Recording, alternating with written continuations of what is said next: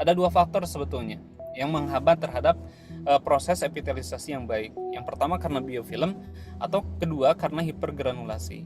Nah, sementara lukanya mengalami biofilm seperti ini, otomatis ini akan kehambat, jaringan epitelnya kehambat, ya granulasinya juga untuk tumbuh kehambat.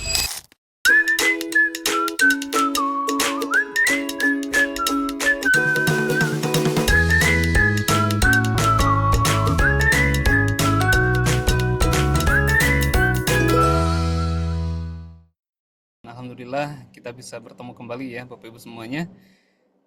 Saya izin cek sound, suara saya jelas teman-teman?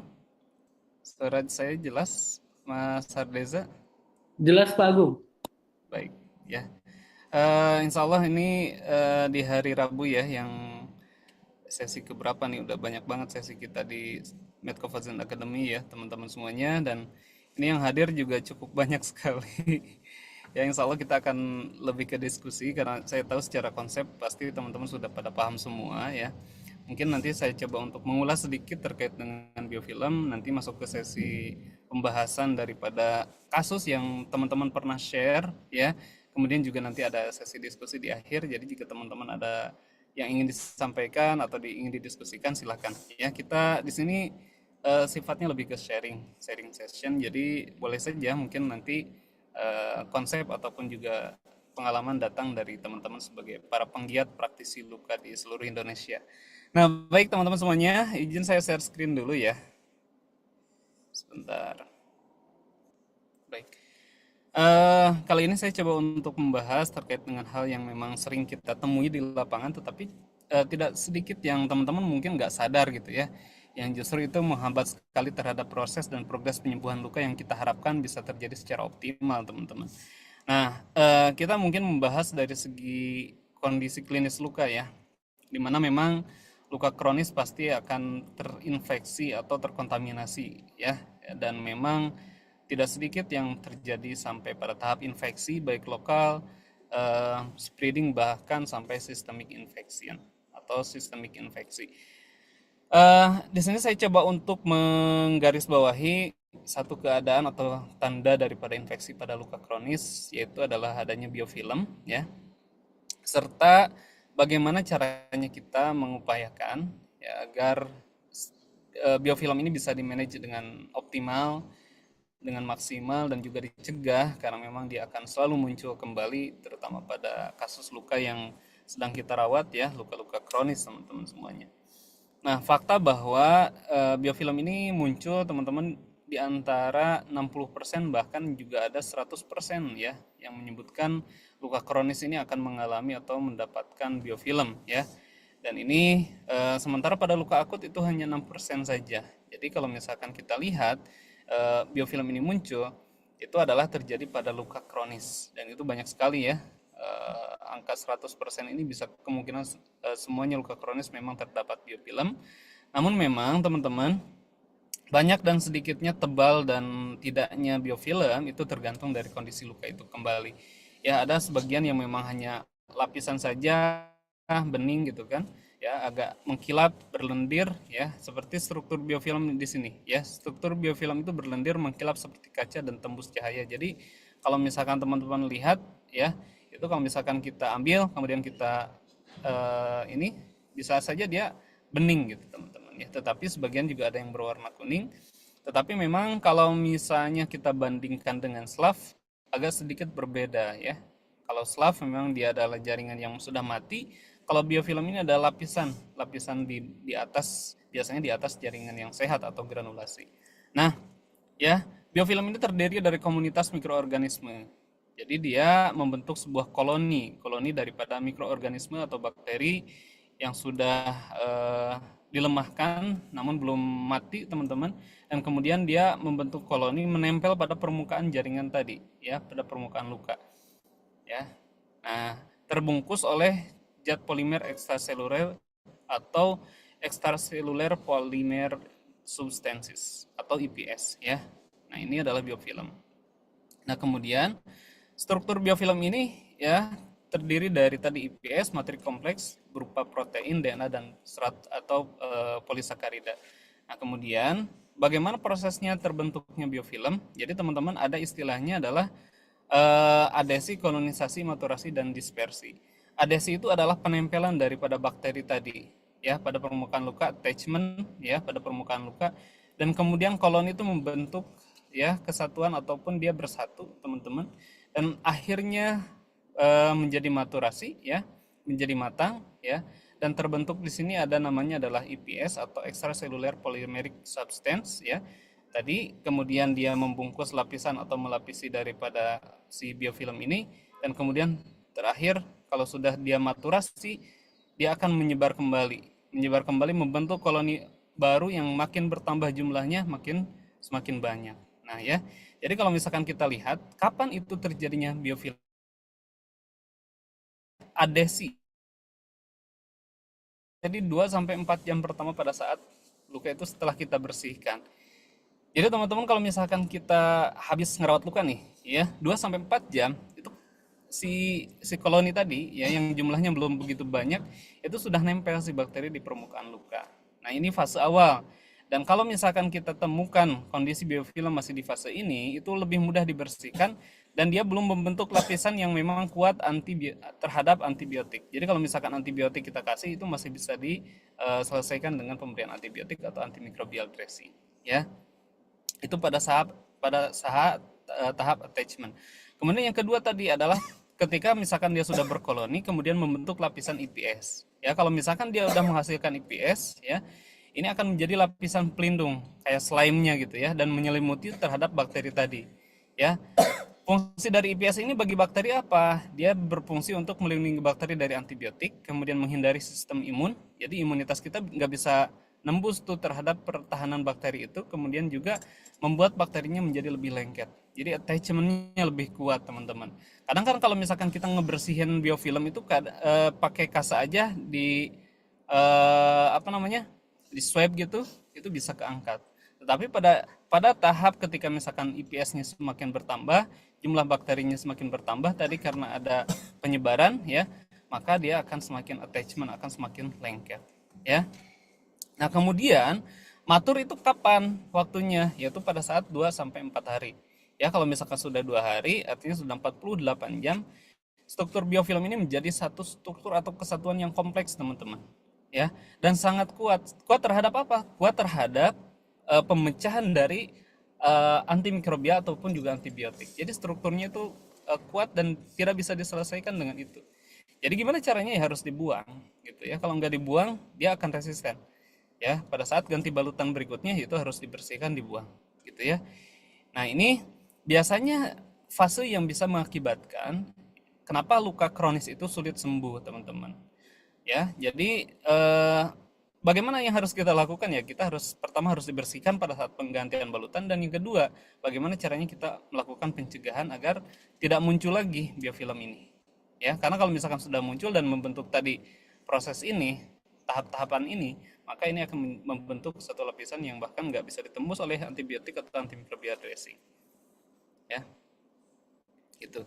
Jadi apa tandanya teman-teman dari biofilm selain daripada tadi kondisi biofilm yang bisa kita lihat ya dengan kasat mata kita, juga biasanya ada kondisi di mana luka itu mengalami proses sembuh yang melambat, terutama pada tahap epitelisasi. Jadi kalau misalkan dia udah granulasi, biasanya muncul tuh biofilm kan di tahap granulasi, terutama dia sudah mulai tuh menghambat terhadap proses epitelisasi yang mau nyebrang ke tengah, mau mengecil lah lukanya gitu ya. Nah, itu terhambat oleh adanya biofilm tadi. Nah, kemudian eh, karena ada aktivitas bakteri di situ, maka juga akan menambah jumlah eksudat ya. Eksudatnya bertambah dan juga mengakibatkan granulasinya rapuh. Nah, granulasi rapuh itu salah satu tanda infeksi juga, teman-teman. Terutama di tahap kalau bioburden itu di tahap lokal infeksi, nah salah satunya pengaruh dari biofilm ini. Nah, kemudian ada bau atau inflamasi yang memanjang ya, dan inefektivitas terhadap antibiotik gitu ya. Nah, identifikasi dini tanda klinis daripada biofilm ini biasanya terdapat pada slav atau nekrotik. Biofilm ini sering berada atau menyatu gitu ya dengan si slav ataupun juga jaringan mati yang lainnya kayak nekrotik, atau juga biofilm dapat memicu ya, memicu pertambahan atau jumlah eksudat di luka. Kemudian tadi primer granulation atau granulasi yang memang mudah berdarah ya, dan memang cenderung warnanya pucat. Jadi kalau misalkan teman-teman melihat nih kondisi luka kayak gini ya, nah ini. Jadi kita lihat nih granulasinya tuh nggak yang warna merah segar gitu teman-teman ya. Jadi dia lebih pucat.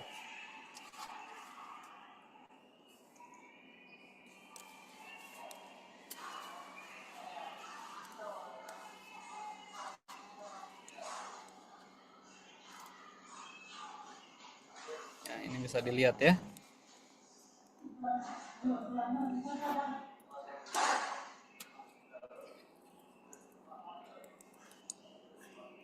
Nah, ini biasanya kalau sudah terbentuk lapisan yang kuat, nempel kayak gini dan tebal, ini lebih dari 2 hari atau lebih dari 3 hari, ya.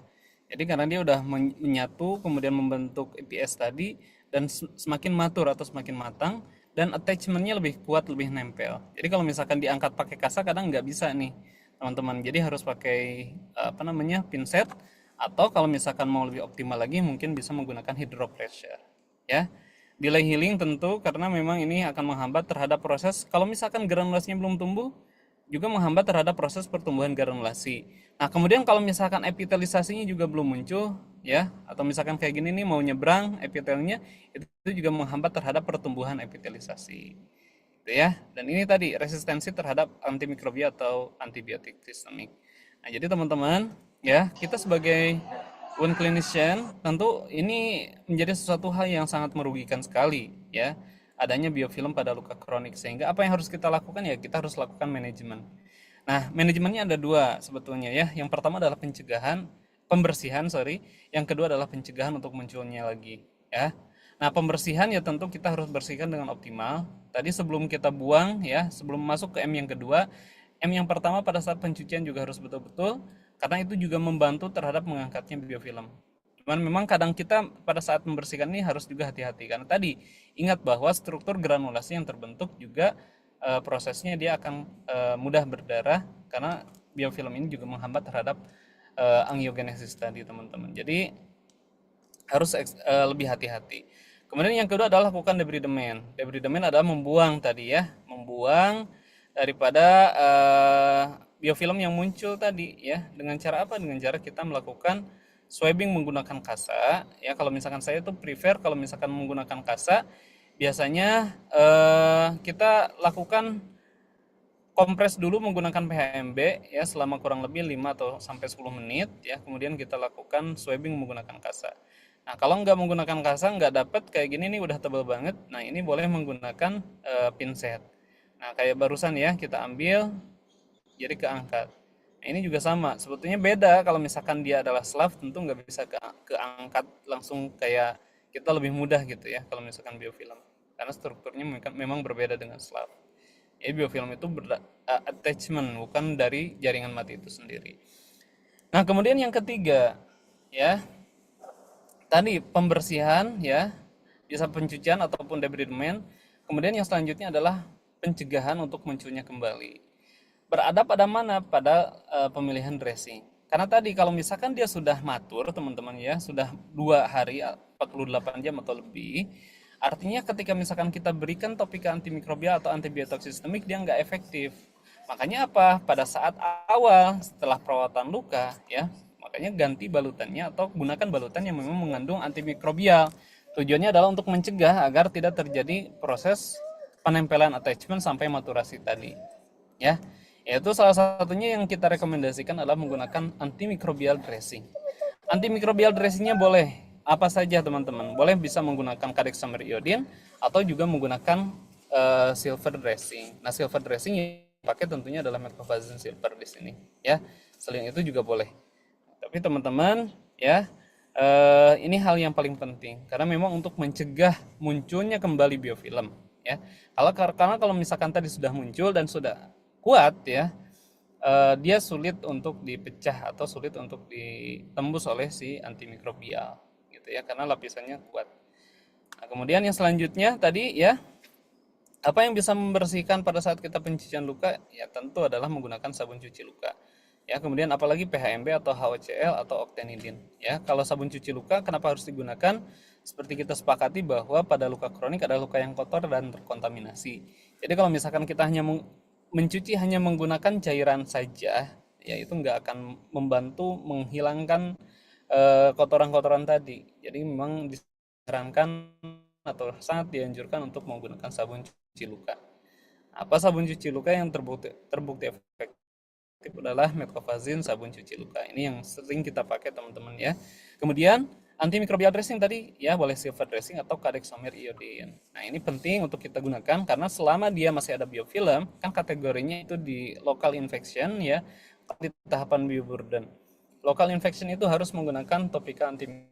Oke, baik Bapak Ibu. Sepertinya sinyal Pak Agung sedang jelek ya, jadi terlempar. Jadi kita tunggu sebentar ya. Jadi mohon untuk tetap standby ya Bapak Ibu ya. Oke, maaf teman-teman ke. Nah, jadi kayak gitu ya. Jadi kita biasanya menggunakan cadexomyr iodine ya. Biasanya menggunakan metcofazin reguler di atasnya atau menggunakan metcofazin silver. Jadi ini tujuannya adalah untuk mencegah munculnya biofilm. Tentu yang paling penting juga adalah penggunaan cairan wound antiseptik. Ya, boleh PHMB, teman-teman boleh HOCl atau oktanidin. Nah, ini memang selama ini direkomendasikan dan juga tidak toksik terhadap jaringan granulasi atau jaringan yang sehat, ya. Nah, gitu ya. Oke. Nah, kita masuk ke diskusi kasus ini kasusnya Nus Doni Rinjayadi ya. Nah, ini ada diabetes dengan DM tipe 2, eh, ring jantung dan TB paru 8 tahun yang lalu. Jadi sudah selesai mungkin pengobatannya untuk TB parunya ya. Lukanya tentu ini adalah stadium 4 ya teman-teman. Terdapat tendon, granulasi dan slav. Jadi ini kalau kita lihat di proses penyembuhan luka tentunya ada semua ya. Warna dasar lukanya mulai dari kuning, hitam dan merah. Biofilm. Oke, ya. Ini sudah jelas ya teman-teman bahwa ini selain ada jaringan mati juga ada biofilm di atasnya. Ya, kita bisa lihat di sini ada granulasi yang memang dia cenderung lebih mudah berdarah. Nah, salah satu faktor daripada biofilm adalah mengakibatkan granulasinya mudah berdarah.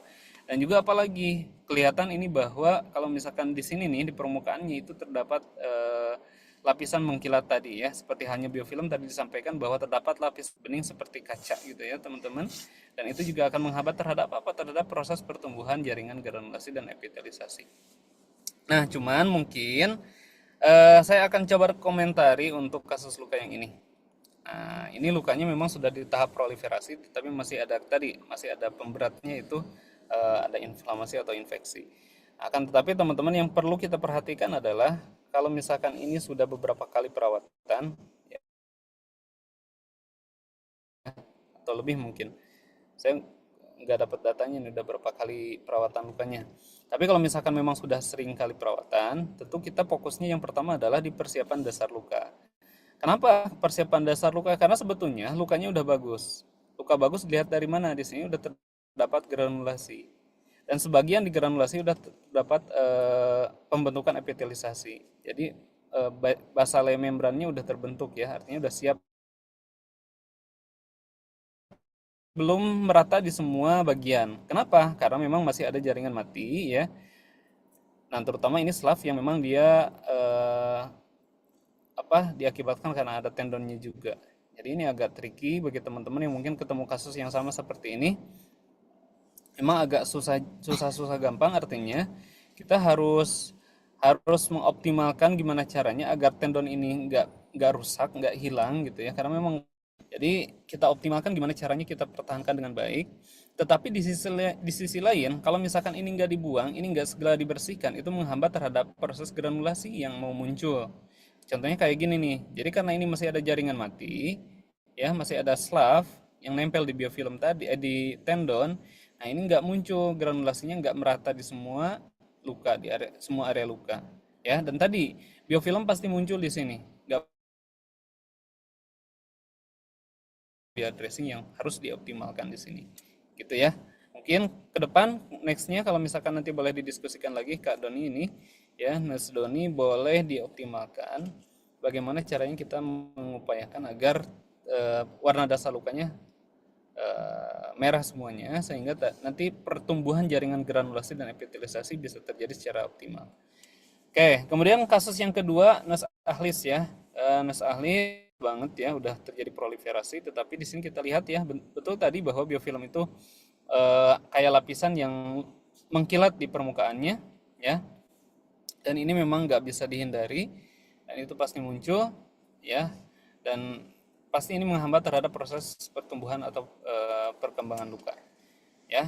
Ini kita lihat ya bahwa lukanya memang masih proliferasi, dikit baru terbentuk epitelisasi. Nah, ini bisa saja ada dua faktor sebetulnya yang menghambat terhadap proses epitelisasi yang baik. Yang pertama karena biofilm, atau kedua karena hipergranulasi. Nah, makanya kalau saya prefer kalau misalkan luka udah hipergranulasi, kita gunakan foam. Foamnya yang seperti apa? Kalau misalkan di tahap ini, biasanya kita gunakan foamnya yang silikon foam. Kenapa? Karena kalau misalkan silikon foam itu efektif untuk menekan hipergranulasi terjadi lebih rata, lebih lembut ya, dan dia lebih cepat nutupnya atau mengecil lukanya gitu ya.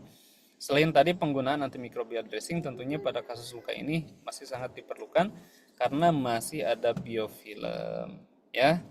Oke, mecofazine silver, polyurethane foam, secondary dressingnya, terus fiksasi menggunakan two layer. Oke, saya setuju saja ya teman-teman. Tapi kalau misalkan di luka ini ada undermining, itu biasanya terdapat masih ada slough ya atau jaringan nekrotik. Nah, itu harus kita buang dulu. Kenapa? Karena selama masih ada slough atau jaringan nekrotik di area undermining, biasanya itu nggak akan terjadi proses pertumbuhan jaringan baru di sini. Jadi nggak merata kayak tadi tuh, kayak kasus luka yang awal. Jadi kita harus buang dulu, pastikan bersih dulu, baru nanti akan tumbuh jaringan yang baru, akan menutup ya secara optimal. Kemudian sama ya Kak Nasteza, ya undermining dan biofilm tebal. Oke, berarti ini ada undermining juga. Undermining biasanya diakibatkan kenapa? Karena misalnya dia belum mau menutup lukanya, yang bisa diakibatkan karena dua faktor, bisa karena ada biofilm atau karena ada jaringan nekrotik di dalam ya. Biofilm juga bisa menghambat tadi karena memang terhadap granulasi juga akan terhambat ketika lukanya ada biofilm. Makanya kita harus bersihkan ya, masih saja menggunakan PHMB teman-teman ya. Sering saya lakukan itu pada kasus-kasus wound dehiscence biasanya, pada kasus luka operasi yang mengalami dehiscence. Nah itu juga penting untuk kita lakukan irigasi ya. Jadi diirigasi aja, atau misalkan kalau nggak terlalu dalam dikompres menggunakan PHMB, habis itu lakukan swabbing menggunakan kasa itu lagi, atau menggunakan pinset tadi kalau misalkan mungkin kan ini harus diangkat biofilmnya, kemudian gunakan topik antimikrobial. Jadi ini kasusnya perlu dievaluasi. Terus yang kedua teman-teman, untuk kasus luka yang ini ya, kasus luka Nas Ahlis ini, yang ingin saya coba untuk evaluasi bersama adalah kita perhatikan periwound skinnya ya, karena ini juga akan berpengaruh nanti terhadap, satu adalah lukanya nggak lecet lagi atau nggak rusak lagi. Kemudian yang kedua adalah agar periwound skin ini nggak menjadi bekas luka yang kelihatan banget, terutama di area wajah gitu, area tangan. Itu juga penting, biasanya pasien akan mengalami gangguan penampilannya atau citra tubuhnya. Nah ini juga sama ya yang periwoundnya. Nah kalau misalkan luka yang resiko maserasi atau resiko lecet seperti ini teman-teman ya, ini grade 2, kita upayakan tadi kita lindungi epitelnya agar tidak rusak lagi, atau kita proteksi epitelnya agar eksudat masih purulen, masih banyak. Nah epitel ini ya kita harus lindungi menggunakan misalkan foam silikon, atau kalau mau ya, kalau mau ambil risiko sebetulnya bisa menggunakan hidrokoloid. Cuman memang hidrokoloid nanti pada saat penggantiannya, pada saat nyopotnya yang harus hati-hati ya. Dan memang kalau hidrokoloid boleh sampai 1 minggu kita pakai, nggak masalah ya. Itu saya ini temukan pada kasus pressure injury yang baru kemerahan ya, kita tempelin hidrokoloid itu juga sampai pressure injury-nya berkembang, nggak sampai dia makin bertambah luas dan bertambah dalam, kita kasih hidrokoloid gitu ya. Itu sebagai peri-wound protection atau mencegah terjadinya luka baru ya, terutama di luka grade 1 atau stadium 1. Wow, ini kasusnya banyak yang mantap-mantap ini ya. Oke, Nes Yusri Juanda. Oke, ini teman kita juga, luar biasa nih ya. GDS tidak terkontrol kalau lihat riwayatnya, berarti nanti harus dioptimalkan lagi untuk kontrol GDS-nya. Nah, karena itu juga berpengaruh ya terhadap kondisi infeksi ataupun juga perbaikan luka. Nah, kemudian ini kita lihat sama, biasanya memang biofilm itu muncul di tahap awal, artinya di tahap kondisi luka masih terdapat jaringan nekrotik ataupun juga SLAF, tetapi yang tahap dia sudah granulasi dan epitelisasi. Karena nanti akan menghambat terhadap pertumbuhan jaringan granulnya dan juga epitelisasi yang mau nyebrang. Nah, ini yang kan kita inginnya lukanya cepat nutup, apalagi kalau misalkan pasien atau keluarganya yang kurang paham terkait dengan penyembuhan luka, mereka selalu tanya, Kak, atau nurse, kapan lukanya kering, gitu ya. Itu yang selalu menjadi pertanyaan, itu bukan lukanya sembuh atau lukanya nutup, tapi mereka inginnya lukanya kering, betul nggak? Ya, ini yang bahwa tahap proses penyembuhan luka adalah kita optimalkan di proses granulasi dan juga epitelisasi.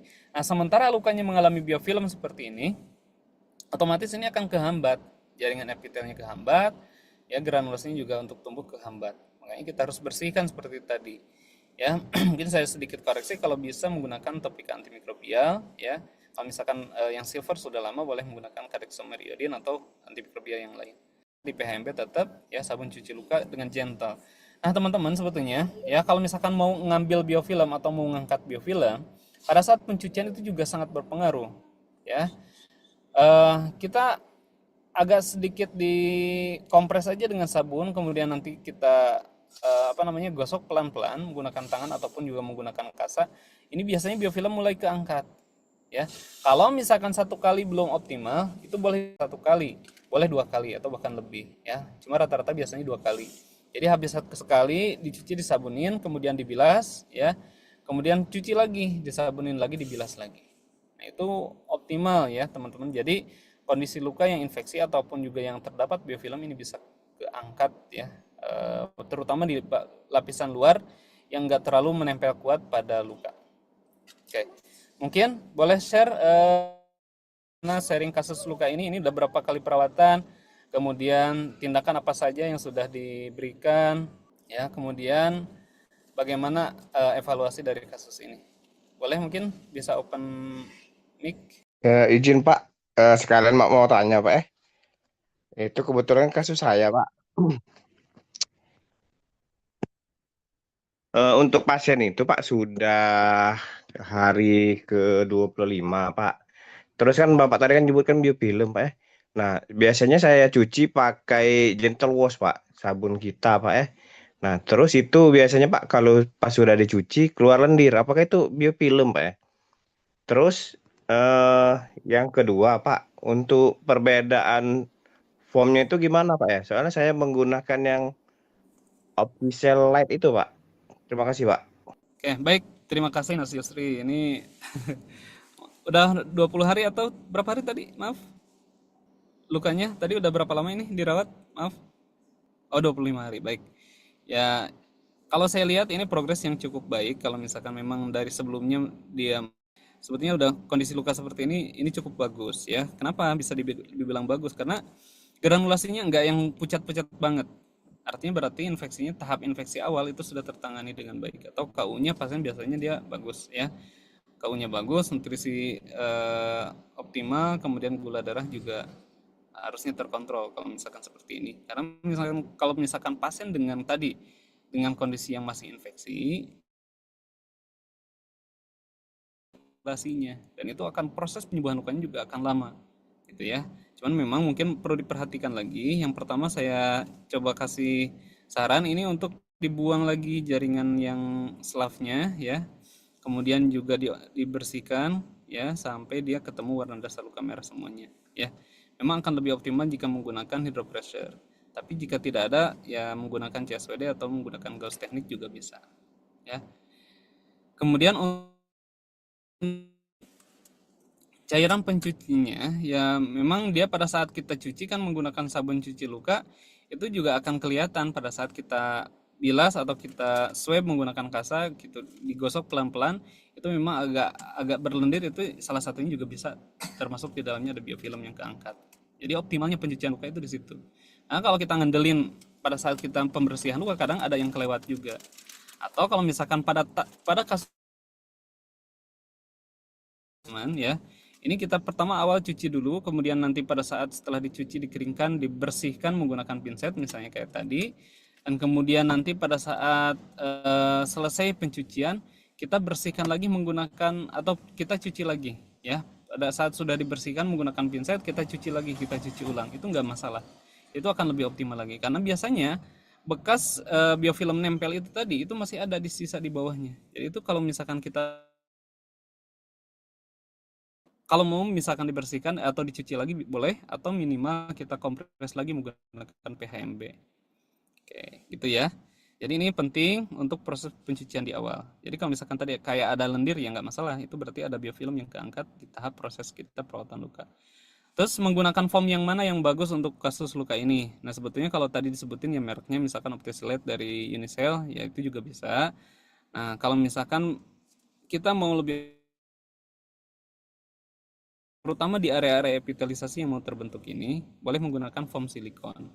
Tapi kan itu lumayan harganya. Akan nggak keangkat, akan akan terjadi jadi nggak merata gitu ya. Jadi sebagian udah hipergranulasi, sebagian lagi belum muncul granulasinya, di sebagian tempat udah muncul epitel, tapi di sebagian lain epitelnya nggak ada. Gitu. Nah ini penting. Gitu ya, Mas Yusri. Ini udah bagus, nanti dilanjutin lagi kalau misalkan mau share nanti kondisi luka terbaru boleh ya. Kalau saran saya, cuman mungkin kalau misalkan nanti ini biofilmnya agak sulit, kan ini nggak ada antimicrobial dressing ya, boleh nanti diganti metcovazinnya menggunakan yang silver atau misalkan tambah kadexomyriodin, gitu aja ya. Oke, pertanyaan lagi mungkin Mas Daizia ada yang ingin didiskusikan dari Ini teman-teman? langsung aja, Pak Agung ada pertanyaan dari Nurse Dita. Jadi ingin bertanya kapan kita bisa menyimpulkan bahwa suatu dressing atau terapi sudah tidak efektif lagi dan harus diganti. Nah, ini pertanyaan yang menarik nih Pak Agung. Oke, baik, terima kasih Nusdita atas pertanyaannya ya. Kapan sebetulnya balutan atau dressing melakukan penggantian itu setiap hari teman-teman ya? Kenapa? Kalau misalkan kan suka ada perbedaan sedikit ya dengan advice yang diberikan misalkan oleh dokter bedah atau misalkan DPJP-nya yang menyarankan atau memberikan advice-nya adalah penggantian balutan itu harus dilakukan setiap hari. Nah, sementara kan kita di perawatan luka nggak seperti itu. Kenapa? Karena memang kita menggunakan topikal atau antibakterial atau misalkan topikal terapi yang lain ya, yang memang itu diharapkan luka yang bisa membantu mempercepat proses penyembuhan luka. Kayak membantu granulasinya. Kalau antimikrobial tadi menurunkan infeksinya, nah itu juga efektif, gitu ya. Nah, kemudian yang selanjutnya ya, kapan sebetulnya dressing itu diganti? Sebetulnya tergantung daripada kondisi pasien atau kondisi luka. Pada tahap luka yang sudah tahap kalau lukanya masih jaringan mati atau SLAF ataupun juga nekrotik. Kenapa? Karena biasanya menghasilkan eksudat yang banyak atau berlebih. Nah, kapan diganti? Kalau udah ada tanda-tanda kayak misalnya balutannya udah terlalu penuh gitu ya, terlalu jenuh atau misalkan udah bahkan sudah rembes atau misalkan sudah bau atau misalnya rusak atau misalkan pasiennya nggak nyaman, pokoknya kira-kira balutan ini nggak efektif lagi. Kayak misalkan foam. Kenapa kalau misalkan nggak diganti, boleh nggak misalkan nggak diganti? Justru kalau nggak diganti biasanya akan mengakibatkan lukanya si granulasi menjadi apa namanya rusak gitu atau jelek dan kemudian bisa mengakibatkan maserasi di periwunnya karena terlalu banyak eksudat di permukaan luka. Nah, itu yang kita khawatirkan. Jadi memang penggantian balutan enggak, tetapi minimal enggak dilakukan setiap hari. Kalau saya sih saran antara 2, 3 atau 4 hari gitu ya, tergantung dari kondisi balutan tadi. Tapi kalau misalkan memang harus diganti setiap 2 hari sekali ya kita harus ganti setiap 2 hari. Jadi minimal 2 hari sekali, tapi nggak disarankan karena kita menggunakan tadi kan ada absorbennya gitu ya. Menggunakan foam atau kalsium arginat kan itu juga bisa menyerap eksudat. Jadi nggak disarankan untuk dilakukan penggantian setiap hari. Gitu, Nasdita. Oke, langsung lagi Pak ke pertanyaan kedua dari Pak Feli. PHMB dan AOCL mana yang lebih efektif dalam menangani biofilm, Pak. Oke. Baik, ini sebetulnya kita masuk ke ranahnya cairan ya, kategori cairan atau wound antiseptik. Nah, cairan pencucian luka itu banyak, bisa NaCl, tap water atau mineral water ya, atau misalkan aqua gunakan wound antiseptik. Tapi memang yang nggak disarankan adalah antiseptik yang toksik ya, kayak misalkan H2O2, alkohol ya, chlorhexidine. Nah, itu nggak direkomendasikan. Nah, akhir-akhir ini kan terus berkembang tuh penelitian ya. Ditemukanlah ada PHMB gitu, kemudian HOCl atau tadi octanidine atau apa tadi satu lagi dehydrochloride ya. Nah, itu juga bisa untuk pencucian luka. Jadi ini adalah apa namanya atau wound antiseptik yang aman gitu, artinya tidak toksik terhadap jaringan seperti ini nih, jaringan granulasi.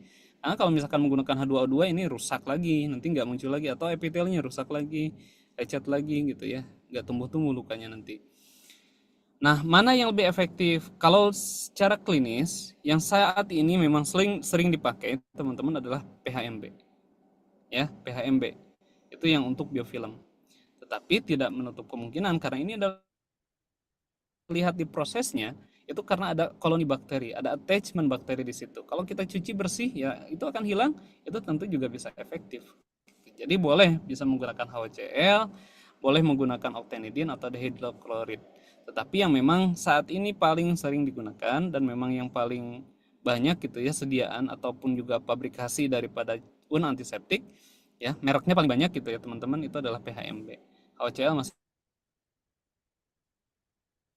beberapa sumber menyatakan bahwa yang paling human sesuai dengan kondisi tubuh kita, yang paling bersahabat dengan kondisi tubuh kita itu adalah HOCl. Makanya ada beberapa brand kalau keminum nggak apa-apa katanya HOCl. Cuma saya nggak berani aja. Ya, minumnya air mineral aja.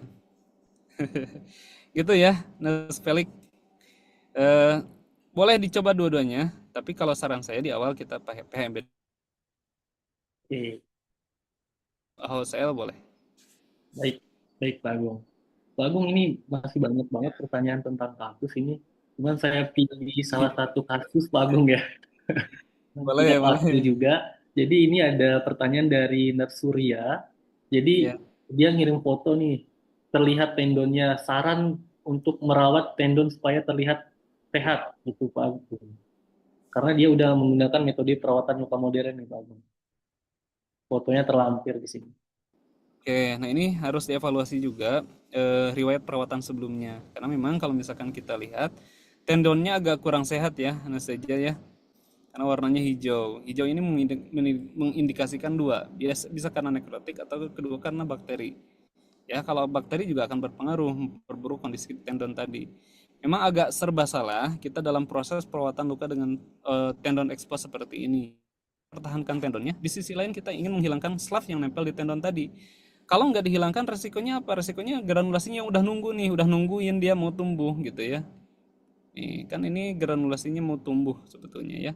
Tapi lama dia karena apa? Karena ada jaringan atau slaf atau jaringan nekrotik yang nempel di tendon. Tapi kalau misalkan tendon itu udah sehat, udah bersih, ya biasanya cepat granulasi. Kan kita memang harus menggunakan advance dressing ini atau advance product ini ya salah satunya untuk kondisi kasus yang seperti ini. Jadi kalau misalkan kita di Walker ya Nasdeja, kondisi kasus luka begini pasti kita bersihkan menggunakan hydropressure. Kenapa pakai hydropressure? Karena tujuannya adalah untuk menghilangkan si slavnya ini ya, agar slavnya segera hilang. Tetapi kita menjaga agar si tendonnya tetap bersih, ya, tetap utuh dan bersih. Dua biofilm juga bisa berpengaruh, ya. Oke, gitu sih kalau menurut saya. Terus harus dipisahkan. Kalau ini sudah nekrotik, kalau nggak dibuang sebagian, itu akan makin bertambah si jaringan mati atau nekrotik tendonnya. Nah, cara buangnya ya harus digunting. Guntingnya caranya adalah ditelusur, bukan digunting ke bawah, ya. Harus ditelusur, jadi sejajar dengan tendonnya. Diambil aja yang mati, pisahin gitu ya. Kita memang harus agak jeli. Nah, makanya paling enak itu dikasih pakai hydropressure. Cuma memang mungkin alatnya juga harus ada di tempat kita, gitu. Ini bagus kasusnya. Cukup perhatikan juga biofilmnya agar terjadi epitelnya, udah nungguin epitelnya. karena mungkin kehambat biofilm juga. Jadi pakai antimikrobial ya, Nasuria. Ya, antimikrobial. Boleh menggunakan Metcofazine Silver atau menggunakan. Oke, mungkin itu jawabannya. Nanti dievaluasi lagi berikutnya. Nanti di-share lagi di grup. Oke, terima kasih Nars Agung atas jawabannya. Bapak Ibu semua, karena mengingat waktu memang sudah habis ya, Pak Agung juga mungkin ada kesibukan lainnya gitu. Jadi mohon maaf Banyak untuk pertanyaannya ya. pertanyaan. Iya, Pak Agung kan sibuk. Wah, enggak, saya mau banyak waktunya. Jadi untuk Bapak Ibu yang masih ada Enggak pertanyaan, kejawab mungkin bisa di ya grup nanti ya. kita bisa Hmm. diskusi di grup Medcovacin Academy gitu ya. Atau kalau yang belum bergabung nanti boleh cari saja Medcovacin ID, kemudian join ke grup Medcovacin Academy gitu. Jadi bisa masuk lewat website begitu ya. Nanti akan kita terima untuk join ke grup, nanti bisa diskusi langsung di dalam grup gitu. Nah, mungkin sudah selesai Bapak Ibu semua, jadi terima kasih banyak atas Saja pertanyaan. boleh nggak saya tanggapi Oh satu ya, satu pertanyaan saja? boleh boleh. Monggo Pak. Yang ini, yang Mas Rijal, kasihan udah ngirim foto. Oh iya. Satu lagi deh, ya. Oke, saya coba komentari untuk yang Mas Rijal. Ini kan warna dasar lukanya masih ada slaf nih, masih ada jaringan mati. Itu harus diautolisis ya. Ini ada slaf dan juga ada tendon. Jadi kalau misalkan lukanya udah bagus, bersihin aja agar keangkat segera. Kalau udah keangkat ya, ini agak biasanya kalau luka kayak gini agak sulit dia ngabisin atau ngangkat si slapnya karena nempel banget. Terus di atasnya ada biofilm juga. Ya, jadi ini harus dibersihin. Makanya ini harus pakai hydropressure mau nggak mau lagi-lagi ini. Kalau enggak, optimalkan di autolisisnya aja. Ya, biasanya ini harus keangkat. Kalau udah keangkat, cepet kok. Mungkin kalau misalkan pasiennya agak nggak nyeri, ya karena kan ada nyeri, ya kita usahakan di autolisis. Ya, gitu. Bersihin dulu, baru nanti akan tumbuh jaringan baru. Oke, terima kasih Pak Agung.